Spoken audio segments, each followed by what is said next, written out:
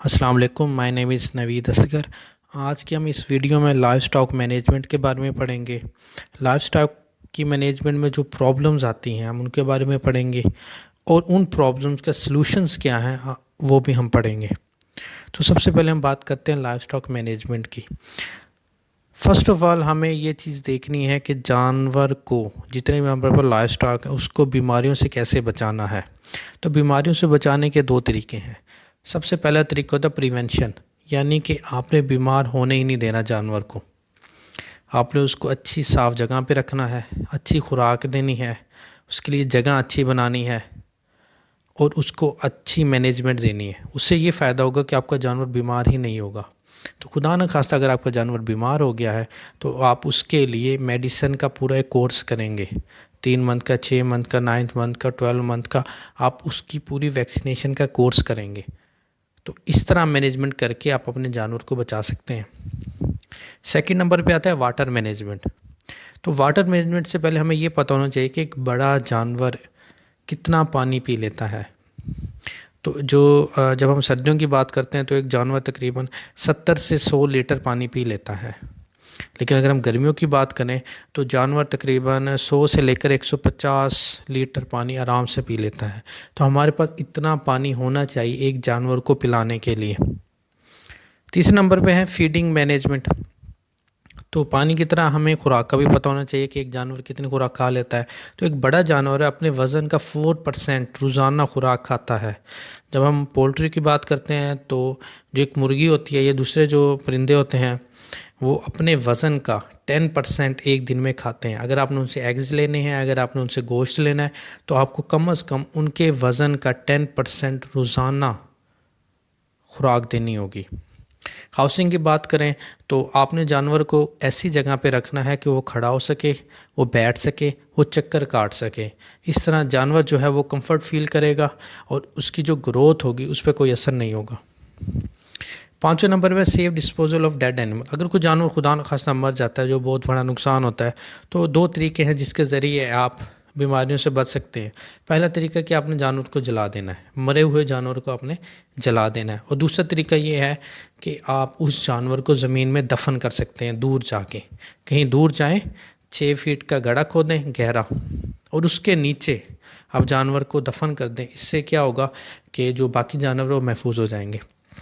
6 number پہ zoonotic disease, یعنی کہ وہ ڈیزیز جو جانوروں سے انسانوں میں منتقل ہوتے ہیں۔ اس کے لیے آپ نے کیا کرنا ہے کہ جتنے بھی ورکرز ہیں یا آپ خود ہیں یا گھر میں خواتین ہیں وہ کام کرتے ہیں جانوروں کا، آپ نے ان کی پراپر ویکسینیشن کروانی ہے۔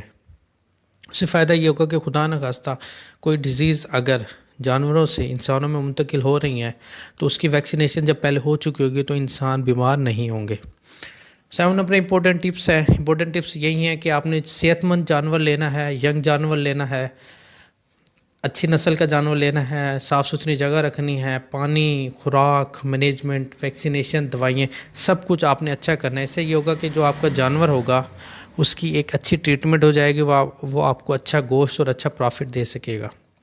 سیکنڈ نمبر پہ آتا ہے ہمارے پاس پرابلمز، کہ لائف سٹائل کو مینیج کرتے ہوئے ہمیں کون کون سی پرابلمز پیش آ سکتی ہیں۔ سب سے پہلے آتی ہے shortage and poor quality of livestock feed, forage and fodder, یعنی کہ ہمارے پاس جانور کو کھانا کھلانے کے لیے چارہ ہی نہیں ہوتا۔ تو اس کے لیے آپ نے ڈرائی فوڈر کو چوز کرنا ہے اگر آپ کے پاس تازہ چارہ نہیں ہے۔ سیکنڈ نمبر پہ آتا ہے پور مینجمنٹ، یعنی کہ جو لوگ لائف سٹاک کو مینیج کرتے ہیں ان سے مینجمنٹ ہوتی ہی نہیں ہے۔ وہ جانور کو جانور کی طرح ہی ٹریٹ نہیں کرتے، جس سے کیا ہوتا ہے کہ آپ کی جو لائف سٹاک ہے وہ آپ کو لاس میں لے جاتی ہے۔ تو اس کے لیے آپ نے پراپر ٹرین کرنا ہے اپنے ورکرز کو تاکہ وہ اچھی سے مینجمنٹ کر سکیں۔ تیسرے نمبر پہ پور quality of life stock vaccine. ہمارے یہاں کچھ ویکسین ایسی ہوتی ہیں کہ اب انہیں لگا دیں تو کوئی فائدہ ہی نہیں، نہ لگائیں تو بھی کوئی فائدہ نہیں ہے۔ یا بعض اوقات کچھ ایسی گھٹیا ویکسین آ جاتی ہے کہ اگر آپ جانور کو لگا دیتے ہیں تو 2 دن بعد مر جاتا ہے۔ تو اس کے لیے آپ نے ایک اچھے ڈاکٹر کی ریکمینڈڈ میڈیسن اور ویکسین ہی یوز کرنی ہے تاکہ آپ کا جانور بیماریوں سے بھی بچا رہے اور صحت مند بھی رہے۔ چوتھے نمبر پہ ہے ڈس آرگنائز مارکیٹنگ سسٹم۔ ہمارے ہاں ہمارے ورکرز کو، فارمر کو یہی نہیں پتہ ہوتا کہ جو جانور ہم پال رہے ہیں اس کی مارکیٹ میں قیمت ہی کیا ہے. یعنی بس انہیں شوق ہے یا کسی کی دیکھا دیکھی میں انہوں جانور تو لے لیا ہے اور اس کو پالنے میں شروع کر دیا، لیکن ان کو یہ نہیں پتہ کہ مارکیٹ کا سسٹم ہی کیا ہے. اس کے لیے ہمیں مارکیٹ کو پھرنا چاہیے اور مارکیٹ اچھی بنانی چاہیے اور مارکیٹ کے بارے میں اویئرنیس رکھنی چاہیے. 5ویں نمبر پہ lack of price structure in country. بعض اوقات ایسا ہوتا ہے کہ آپ 10,000 کا جانور ہوتا ہے، آپ کا 50,000 کا جانور ہوتا ہے، وہ آپ کو 20,000 میں بیچنا پڑ جاتا ہے. تو جو آدمی بیچ دیتا ہے وہ پھر دوبارہ کبھی بھی زندگی میں جانور نہیں پالتا. یعنی کہ آپ کے جانور کی کوئی اچھی قیمت ہی نہیں ہوتی، اس کے گوشت کی اچھی قیمت ہی نہیں ہوتی. یعنی کہ جو آپ نے لاگت لگائی ہوتی ہے ایک جانور کے اوپر، وہ اس کا آدھا بھی آپ کو نہیں ملتا. اس سے یہ ہوتا ہے کہ آپ ڈسکریج ہو جاتے ہیں اور آپ کوئی اور کاروبار سوچتے ہیں لائف سٹاک کے بارے میں، کبھی بھی نہیں سوچتے، نہ کسی کو مشورہ دیتے ہیں. 6 نمبر پہ ہے لیک آف اسٹیٹسٹ ڈیٹا. ہاں، یہ سب سے بڑی پرابلم ہے ہمارے ملک کی کہ ہمیں یہی نہیں پتہ ہوتا کہ ہمارے ملک کی عوام کو کھانے کے لیے کتنا گوشت چاہیے، کتنا پینے کے لیے دودھ چاہیے، اسی حساب سے پھر ہم جانور بھی پالیں. بس وقت ایسے ہوتا ہے کہ جانوروں کی ڈیفیشنسی ہو جاتی ہے اور گوشت کا جو ریٹ ہوتا ہے وہ بہت ہائی ہو جاتا ہے، جس کی وجہ سے جو غریب آدمی ہے پہلے تو وہ کھا نہیں سکتا، اور جب ریٹ ہائی ہوتا ہے تو وہ پھر وہ دیکھ بھی نہیں سکتا. 7 نمبر پہ ہے نو فیسلٹیز ان ویٹرنری ہاسپٹل. ہمارے یہاں جو ویٹرنری ہاسپٹل ہے وہاں پہ کوئی اپنا جانور تک لے جانے کے لیے تیار نہیں ہے، کیونکہ وہاں پہ اگر کوئی جانور لے جائیں تو وہ خالی کمرے ہوتے ہیں یا وہ ٹیکے لگا دیتے ہیں بس، اور جانور کو ٹریٹ کرنے کا کوئی نظام ہی نہیں ہے. 8ویں نمبر کی جو پرابلم ہے وہ یہ ہے کہ limited use of modern technology. جو ہمارے ڈاکٹرز ہیں ان کو اسکل ہی نہیں دی جاتی، جو ہمارے فارمر ہیں ان کو تو بالکل ہی پتہ نہیں ہوتا کہ ماڈرن ٹیکنالوجی سے آپ کیا کیا کر سکتے ہیں جانوروں کے بارے میں. 9 پہ ہے deficiency in train man power. یعنی کہ ہمارے ہاں جو ورکر کام کرتے ہیں ان کو یہی نہیں پتہ ہوتا کہ جانوروں کو ٹریٹ کیسے کرنا ہے. تو سب سے پہلے ہمیں ان کو اسکل دینی ہوگی تاکہ وہ جانوروں کو ٹریٹ کر سکے. 10 نمبر پر ہے لیک آف مین پاور.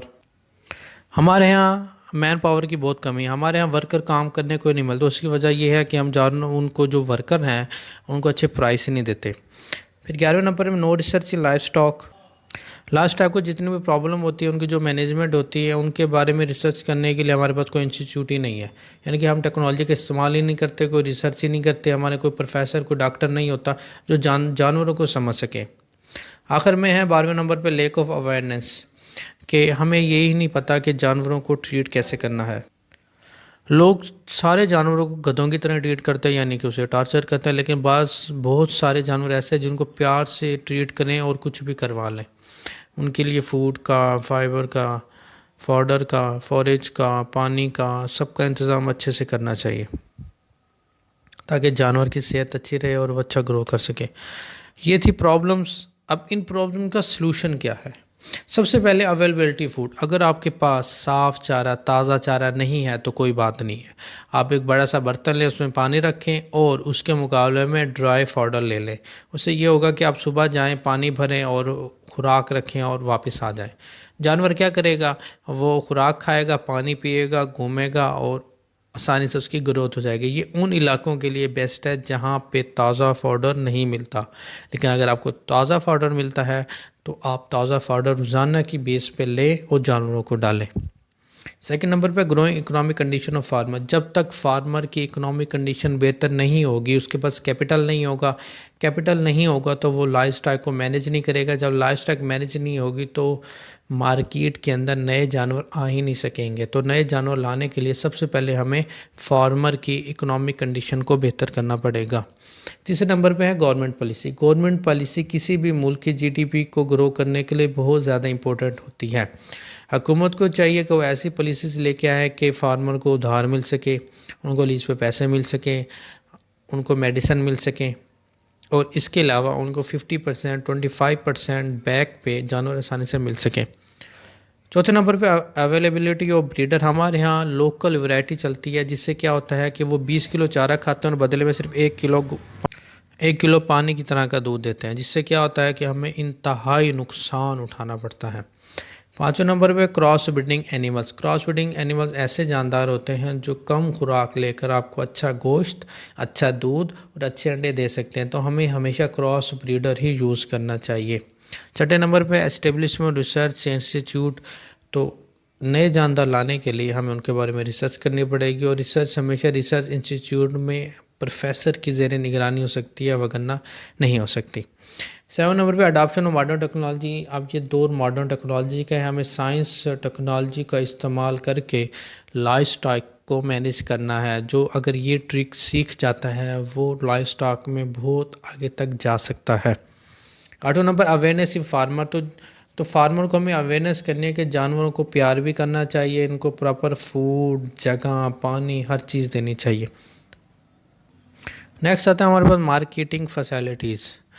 تو بعض انسان جو ہوتے ہیں جانوروں کو لے کے جاتے ہیں، ان کا جانور مارکیٹ میں جاتے ہیں زخمی ہو جاتا ہے یا وہ بھاگ جاتا ہے، وہاں پہ کراؤڈ اتنا زیادہ ہوتا ہے، وہاں پہ کوئی پانی کا انتظام نہیں ہوتا ہے، وہاں پہ کوئی کھڑے ہونے کا انتظام نہیں ہوتا، وہاں پہ کوئی گھاس کا انتظام نہیں ہوتا، وہاں پہ کوئی سائے کا انتظام نہیں ہوتا۔ یہ ساری چیزیں اگر ہم مارکیٹ میں پرووائڈ کریں تو اس سے یہ ہوگا کہ جو لائف سٹاک کا بزنس ہے وہ بہت آگے تک جا سکتا ہے۔